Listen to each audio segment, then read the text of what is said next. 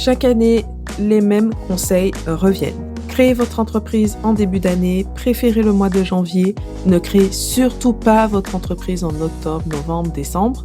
Mais est-ce vrai?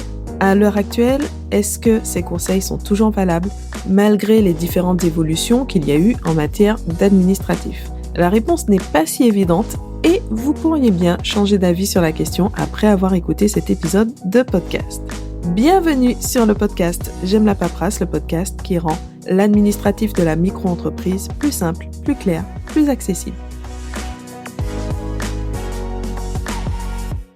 Bon, j'ai la voix légèrement cassée pour enregistrer cet épisode, mais normalement, on comprend encore ce que je dis, donc allons-y.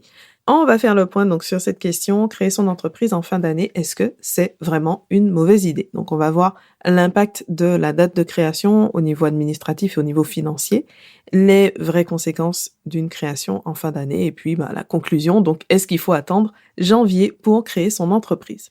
Donc la première question, ça va être le meilleur moment pour créer son entreprise.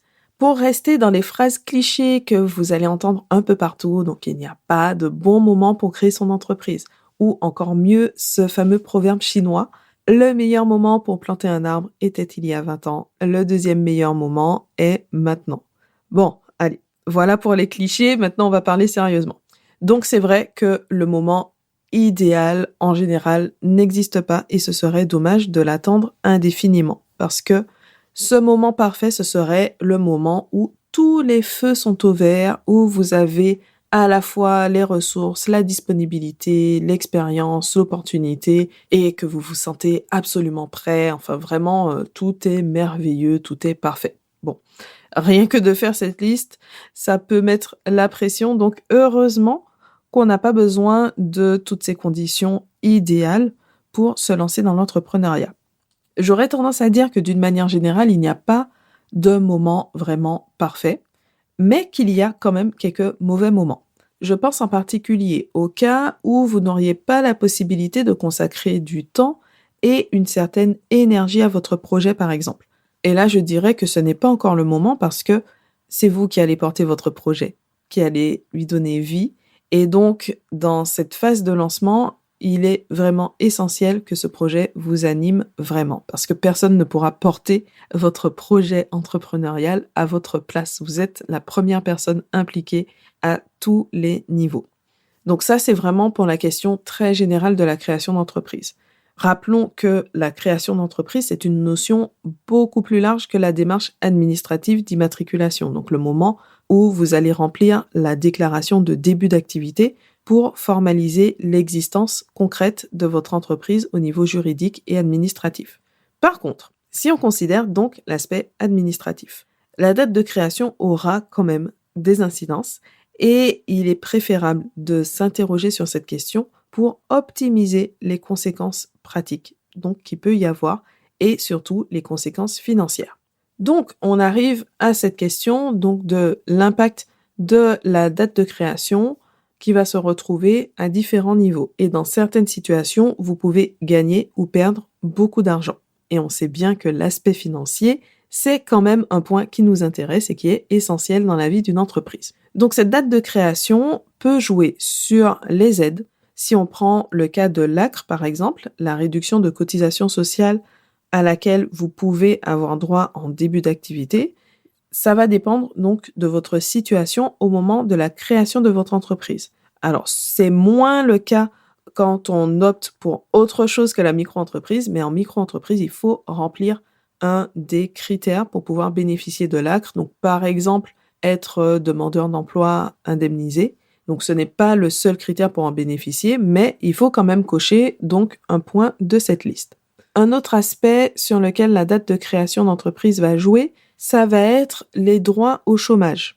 Selon le moment où vous créez votre entreprise par rapport au fait de quitter un emploi salarié, là, ça va avoir un impact. Donc, sur les droits au chômage éventuels, en général, ce n'est pas là que ça se joue, mais c'est surtout sur les manières d'optimiser votre allocation chômage, même en micro-entreprise, parce que on pense souvent aux différentes optimisations avec d'autres types d'entreprises, par exemple en SASU, mais c'est aussi possible en micro-entreprise dans une certaine mesure. Et la différence peut, là aussi, être importante. On va y revenir un peu plus loin. Autre chose, les cas d'exonération de cotisation foncière des entreprises. Donc là encore, la date de création d'entreprise aura un impact.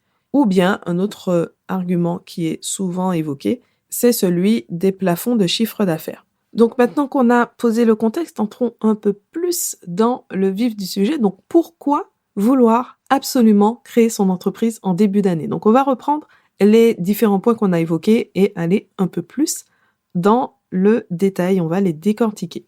Donc on a parlé du cas de l'ACRE, la réduction de cotisation sociale. Donc j'expliquais que les créateurs d'entreprises en bénéficient automatiquement, sauf s'ils ont opté pour la micro-entreprise, et dans ce cas, donc il faut remplir un des critères d'une liste bien exhaustive. Donc je ne vais pas la détailler là sur le podcast, mais vous l'avez dans la transcription de l'épisode pour retrouver vraiment la liste complète. Mais pour donner les cas principaux, donc ça va être les demandeurs d'emploi indemnisés.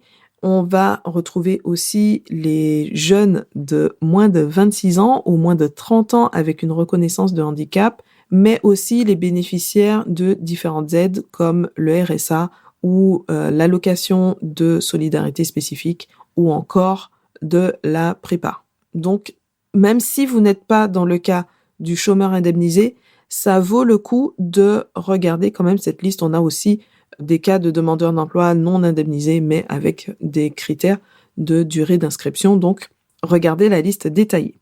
Donc, là, la première question, ça va être la situation dans laquelle vous vous trouvez à la date de création de votre entreprise, puisque c'est ça qui va déterminer le fait de bénéficier ou non de l'ACRE.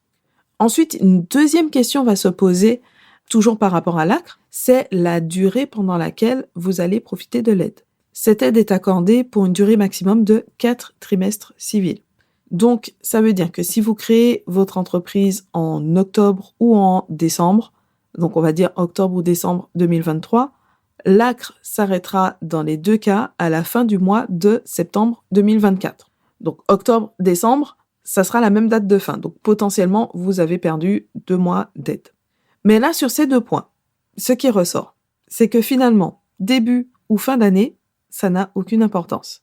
Ce qui compte, c'est votre situation personnelle et professionnelle, donc au moment de la création d'entreprise, donc aucun rapport direct avec le calendrier, et le fait de vous trouver en début de trimestre civil, si possible, donc les mois de janvier, avril, juillet, octobre, peu importe qu'on soit en début ou en fin d'année. Ensuite, on a aussi évoqué l'exonération de CFE, donc la cotisation foncière des entreprises. Donc, pour rappeler ce que c'est dans les grandes lignes, c'est un impôt qui est payé chaque année par les entreprises qui fonctionnent globalement comme la taxe d'habitation. Donc, l'entreprise existe, elle paye sa cotisation foncière des entreprises. Grosso modo, on peut résumer ça comme ça. Il y a des exceptions, il y a des exonérations, etc. Mais c'est le fonctionnement général. Et donc, le critère le plus souvent avancé pour mettre en avant une création d'entreprise en début d'année plutôt qu'en fin d'année, c'est l'exonération de CFE. Et à l'origine, ce conseil est totalement vrai. Donc, pour bien comprendre de quoi il s'agit, les entreprises ne paient pas de CFE pour leur première année d'activité, mais il s'agit de l'année civile. Donc, si vous créez votre entreprise en janvier 2024, vous bénéficiez de l'exonération de CFE pendant 12 mois, puisque votre première CFE, ça va être la CFE 2025, que vous allez payer en réalité en décembre 2025, donc presque 2 ans après votre démarrage. Si vous créez votre entreprise en décembre 2024, vous allez payer votre première CFE à la même date. Donc, vous avez perdu quasiment 1 an d'exonération. Donc ça, c'est la règle générale. Mais comme toujours, il y a des subtilités. Parce qu'il y a eu des changements. Alors maintenant, ça commence à dater, puisque c'est un changement de 2019, il me semble, 2018 ou 2019. Donc, une des subtilités, c'est que les entreprises qui réalisent moins de 5 000 € de chiffre d'affaires sont exonérées de CFE. Alors, 5 000 €, attention, c'est un chiffre d'affaires valable pour une année civile, mais une année entière. Donc, il faut faire le prorata, donc pour une création en cours d'année. Donc, par exemple, si vous créez votre entreprise en juillet, ça fait un plafond de 2 500 €. Donc, on est d'accord que c'est très peu, que ce n'est certainement pas le chiffre d'affaires d'une activité professionnelle qui vous permettrait de vivre donc grâce à ce revenu. Mais ça veut aussi dire que si vous créez votre entreprise en décembre, mais que vous n'avez quasiment pas de chiffre d'affaires donc pendant le mois de décembre, vous n'aurez pas de CFE à payer en 2025 ni en 2026. Donc, au final, vous allez même gagner un an d'exonération de CFE. Et on peut aller encore plus loin dans les subtilités par rapport à la vraie date de création qui sera prise en compte pour la CFE. Et donc là, ça remet pas mal en question cette histoire de créer absolument son entreprise en janvier. Ensuite, dans les arguments qui reviennent souvent, donc on a évoqué les plafonds de chiffre d'affaires, donc pour encourager à créer son entreprise en début d'année. Donc c'est l'idée que vous allez profiter d'une année entière pour éviter de dépasser le plafond de la franchise de TVA ou de la micro-entreprise. Donc pourquoi pas? Mais il ne faudrait pas oublier deux détails, donc détails vraiment entre guillemets. Donc le premier, tous les plafonds ou presque sont valables pour une année civile entière. Donc de toute façon, le plafond va être proportionnel au nombre de mois entre la création d'entreprise et la fin d'année, le mois de décembre.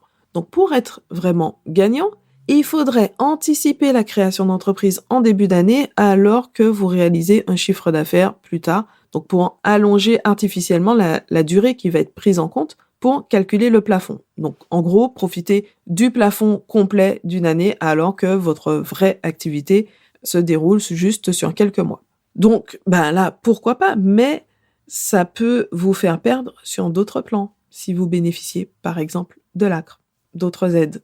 Voilà. Donc, ça peut être un peu limite comme argument. Donc, l'intérêt peut être assez limité ici, voire très limité, parce que le deuxième détail, c'est que dépasser les plafonds, en fait, c'est souvent un faux problème. Déjà, dépasser les seuils de chiffre d'affaires dès l'année de création, ça peut arriver. Et tant mieux si ça vous arrive, mais c'est loin d'être le cas général. Si c'est votre cas, ça veut dire que votre activité connaît un très beau développement et que la micro-entreprise ne sera probablement pas adaptée, et ça assez rapidement. Dépasser les plafonds de chiffre d'affaires, ce n'est pas une mauvaise chose en soi qu'il faudrait absolument éviter. Ça, c'est prendre les choses à l'envers, comme on l'a évoqué dans l'épisode numéro 44. Donc, arrêtons de prendre les choses à l'envers. Dans certains cas, on va même passer à la TVA par anticipation ou quitter la micro-entreprise volontairement pour accompagner le développement de l'entreprise. Donc, ce n'est pas vraiment un argument à prendre en compte pour déterminer la date de création de son entreprise. Donc finalement, créer son entreprise en fin d'année, est-ce que c'est une si mauvaise idée ou est-ce que parfois ça peut être intéressant? Si on doit récapituler les différents arguments qu'on a évoqués, ce n'est pas forcément un choix gagnant et inversement, se lancer en fin d'année n'est pas toujours une mauvaise idée. Les deux options peuvent permettre certaines optimisations ou dans d'autres cas, elles n'auront juste aucune incidence. La date de création de votre entreprise doit être réfléchie pour optimiser ce qui est possible. Mais ce qu'il faut retenir, c'est surtout que la question doit être étudiée au cas par cas et qu'il ne s'agit pas simplement d'une question de début ou de fin d'année. Il n'y a pas de mois de création qui serait à bannir dans l'absolu parce que tout va dépendre de votre projet, de votre situation professionnelle au moment de votre lancement en tant qu'indépendant. Par exemple, si vous vous trouvez ou vous allez vous trouver prochainement dans une situation qui vous permettrait de bénéficier de l'ACRE, ou encore si vous quittez un emploi salarié et que vous pourriez donc bénéficier de l'allocation chômage, de l'ACRE ou encore de l'ARS, une autre aide qui permet de percevoir une partie de l'allocation chômage sous forme de capital pour créer votre entreprise. Donc, on est vraiment là dans une démarche d'optimisation qui va beaucoup plus loin que début ou fin d'année. Et plus encore que toute cette optimisation, la première question à vous poser, ça va être celle de la préparation de votre projet. Est-ce que vous avez une offre qui est prête à être vendue, donc une activité qui démarre vraiment? Est-ce que vous avez une opportunité des clients qui sont prêts à acheter maintenant, un contexte qui vous semble favorable là pour vous lancer. Parce que si c'est votre situation, il faudrait vraiment une très, très bonne raison pour différer votre création d'entreprise. Pas simplement un critère qui ferait une différence de quelques centaines d'euros ou le critère même de la CFE, même si parfois c'est vrai que ça pique un peu, elle est quand même parfois élevée, mais il faudrait quelque chose qui ait un impact réel, comme c'est parfois le cas avec l'allocation chômage, où là, ça peut entraîner une différence de plusieurs dizaines de milliers d'euros sur les 2 premières années d'entrepreneuriat. Donc là, on est quand même avec des conséquences beaucoup plus importantes. Donc, ma recommandation d'une manière générale, ça va être de ne pas négliger cette question, mais de bien remettre les choses dans leur contexte pour vous concentrer sur ce qui a de vraies conséquences sur votre projet de création d'entreprise dans son ensemble. Et donc, sauf à avoir une vraie raison à ça, il est inutile de reporter votre création d'entreprise pour la réaliser absolument en début d'année. Non, ce n'est pas une erreur grave, une erreur dans l'absolu de vouloir vous lancer dans l'entrepreneuriat en fin d'année. J'espère que cet épisode vous a plu et vous a apporté surtout des lumières et peut-être la motivation, le déclic qui vous manquait pour vous lancer.